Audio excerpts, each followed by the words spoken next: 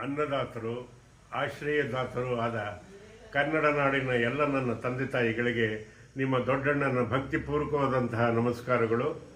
ನಿಮಗೆ ಒಂದು ವಿಷಯವನ್ನು ನಾನು ತಿಳಿಸಲೇಬೇಕು. ಏನು ಅಂದರೆ, ಇವತ್ತು ಬೆಳಗ್ಗೆನೆ ನಾನು ಹೇಳೋದಕ್ಕಿಂತ ಮುಂಚೆನೇ ಯಾರೋ ಅವಿವೇಕಿಗಳು ನಾನು ನಿಧನವಾಗಿದ್ದೀನಿ ಅನ್ನೋದನ್ನು ಫೇಕ್ ನ್ಯೂಸಲ್ಲಿ ಹಾಕಿದ್ದಾರೆ. ಅದು ಶುದ್ಧ ಸುಳ್ಳು, ಶುದ್ಧ ಸುಳ್ಳು, ಶುದ್ಧ ಸುಳ್ಳು. ನಾನು ಆರೋಗ್ಯವಾಗಿದ್ದೀನಿ, ನೆಮ್ಮದಿಯಾಗಿದ್ದೀನಿ. ಹಾಗಾಗಿ ಈ ವಿಷಯನ ತಮಗೆಲ್ಲ ತಿಳಿಸ್ಬೇಕು. ನನಗೆ ಬೆಳಗ್ಗೆಯಿಂದ ಮುಖ ತೊಳ್ಕೊಳ್ಳೋದಕ್ಕೂ ಬಿಡ್ತಾ ಇಲ್ಲ. ಎಲ್ಲ ನನ್ನ ಪ್ರೀತಿ ಪಾತ್ರರು, ನನ್ನ ಅಭಿಮಾನಿಗಳು, ನನ್ನ ಬಂಧು ಬಳಗದವರು, ನನ್ನ ಮಕ್ಕಳು ಮೊಮ್ಮಕ್ಕಳು ಎಲ್ಲ ಫೋನ್ ಮಾಡ್ತಾಯಿದ್ರು. ಅದಕ್ಕೋಸ್ಕರ ಈ ವಿಡಿಯೋ ಮಾಡಿ ನಿಮ್ಗೆ ಆಗ್ತಾಯಿದ್ದೀನಿ. ನಾನು ಆರೋಗ್ಯವಾಗಿದ್ದೀನಿ.